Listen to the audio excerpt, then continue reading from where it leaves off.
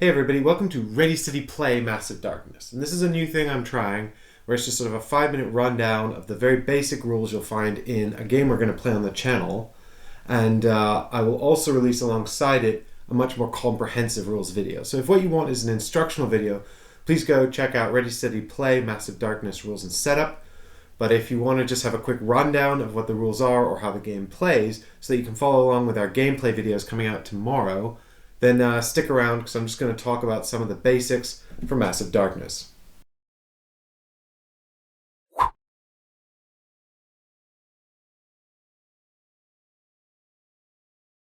So, Massive Darkness is a dungeon crawling experience from Cool Mini or Not.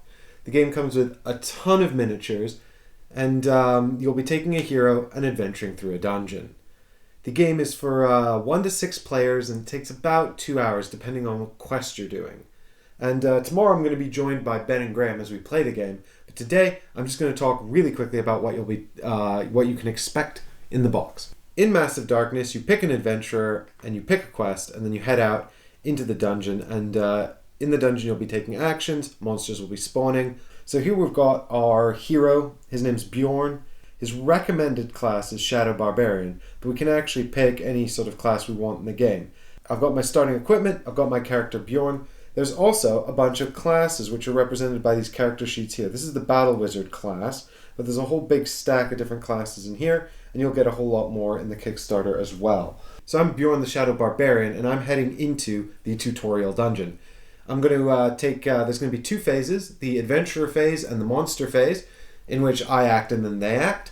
And on my turn, I can select from different actions like move and attack, pick up treasure, all that kind of stuff. Stuff you'd pretty much expect from a dungeon crawler of this type. So as I move through the dungeon, I can take 2 moves for every move action I use. Move action can be used to move your warrior or your hero. It can also be used to pick up treasure and open doors. So for my second movement point, I open the door. When I open the door, I draw a door card here. This is going to tell me what's in the room and what I can expect to encounter. So we've got, here it says spawn a guard card, no enemy, and no enemy. These 3 entries correspond to the 3 spaces in the room. Additionally, there's also a number of treasure chests. So I'll put those out first. I've got 2 in the first space, 3 in the second space, and 3 in the third space. Then what I do is I spawn a guard card. So I'm going to draw a level 1 guard card, and I draw a level 1 guard card because I'm on part 1 of the dungeon. So that shows Orc Flares. Great. So that's a mob of orcs. Well, what else happens? They get a weapon. They're going to get a level 1 weapon because I'm still on level 1. Or it's not a weapon, it's a treasure card. And the treasure card here is Battle Axe. Great. So they're going to gain both the ability of the Battle Axe and that attack. I think these guys are going to murder me. So this is attack, bam. They get the defender gets -1 for this counterattack. Well, that's actually not going to affect me because I don't do counterattacks because I'm a hero. But I'll also find the Orb Flare Boss, who's this chap here. He's the boss of the mob, and he'll go here in the room with the treasure. And also he'll have 1 mook with him because it's 1 mook per player. And we can see here from this little symbol that that's worked out. So it's 1 mook per player. And I guess for my final action, I'll attack them. Now, I can see here from my longsword that I've only got 1 yellow die. So I will throw 1 yellow die, and I'll get a sword. So that deals 1 damage to them. They don't have any defense die, or they'd appear here. And so they take a wound. They've got 3 wounds each, as indicated here. Then they'll attack me back. The reason they get to counterattack is because my last attack was an attack, and I'm still in the same space as them. They're melee, so they must attack me in the same space.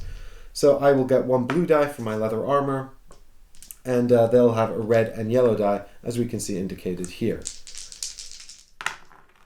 Wow, they've murdered me. So they've done 4 damage to my 1 shield. I have 5 hit points. I go down to 1 hit point. So then the enemies will move towards their favored target. They have a number of ways of telling which hero they prioritize, but it's usually the hero who's the most exposed or has the highest experience points. And then we'll throw more dice. So in this case, they're going to attack me again. So I'm going to add my blue defense dice and their attack dice and roll again. That's 2 damage, and I've been murdered. I have a number of lives. I've got 2. So I will come back to life at the end of this phase.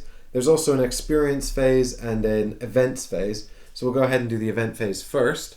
I draw an event card and something happens. In this case, it's a roaming monster. So this would spawn a roaming monster from the roaming monster deck. It does say at level 1 ignore this card. So because I'm on level 1, I actually ignore it. If I were not to ignore it, I'd draw one of these cards.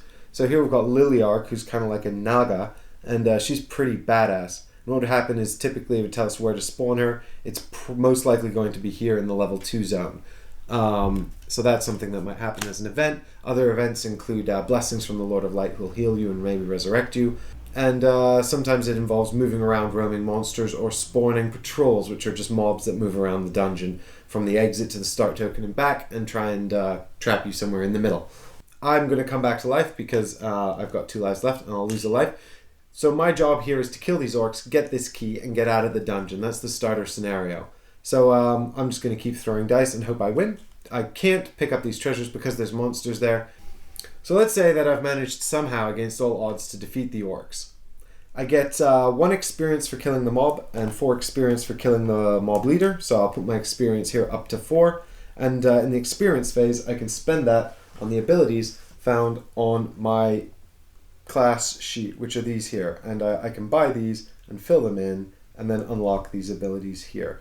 There's more rules about those abilities in the rulebook, so make sure you look up what exactly what those mean when you buy them. So now that I've defeated those orcs, I can go ahead and pick up these treasure cards. Because I'm on level 1, when I pick up 2 treasure tokens, I pick up 2 level 1 treasure cards. When I pick them up, I can automatically equip them, because, you know, why wouldn't you? I will equip this bow, I suppose, then be on my merry way, picking up more and more treasure, and eventually getting this key. Then we'll proceed back to the enemy phase. There's no enemies left, so they don't activate. But I would draw another event card and go through the experience phase, and so on, and it continues as enemies move around this dungeon.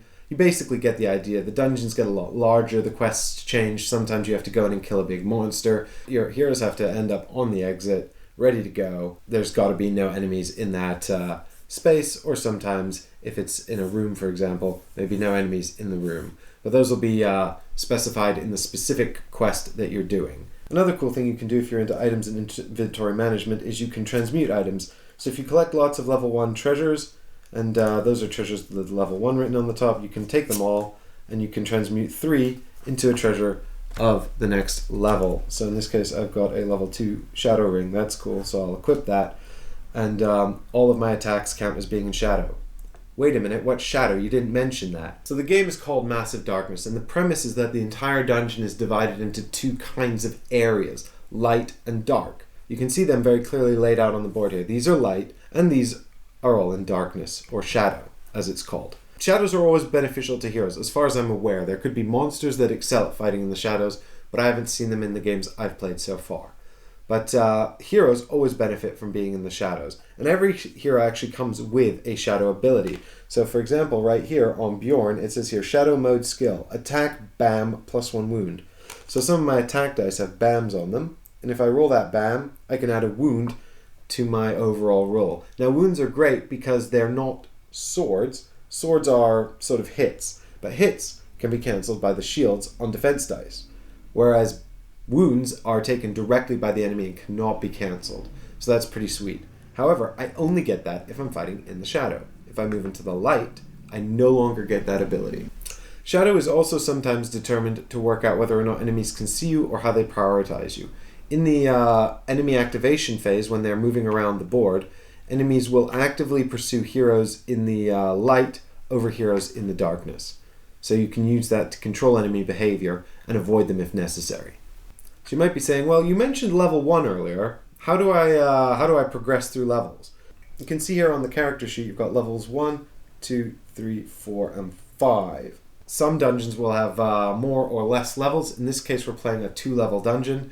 When I'm on level 1, that's this tile here with the 1 on it. The 1 is in a specific place because sometimes enemies spawn there. Once I get onto this tile, I activate level 2, flipping that over and flipping that down. I'm now going to be fighting the level 2 guard monsters. I can get level 2 treasures, and I can also take the level 2 skills from my class sheet. So I hope you've enjoyed the Ready Steady Play Massive Darkness Rules Blitz. This is just a very quick outline of what you can expect from the game and what to help you decide whether or not it's something you're interested in or something you might want to get. It's not at retail yet, but it certainly will be hitting retail. In the meantime, Graham, Ben, and I will be sitting down to go through the game tomorrow. So if you want to see the gameplay, please subscribe to the channel and come back for that. But I'll also be posting a comprehensive rules video later today. So if you want to know the rules in detail to help you play with your Kickstarter edition that you've got at home, or if you're watching this video later and you've picked it up at retail, you can also check out the Massive Darkness comprehensive rules video called Ready Steady Play, or called Massive Darkness Rules instead of Ready Steady Play. And that will be posted later today. So thanks so much for watching, and see you all tomorrow.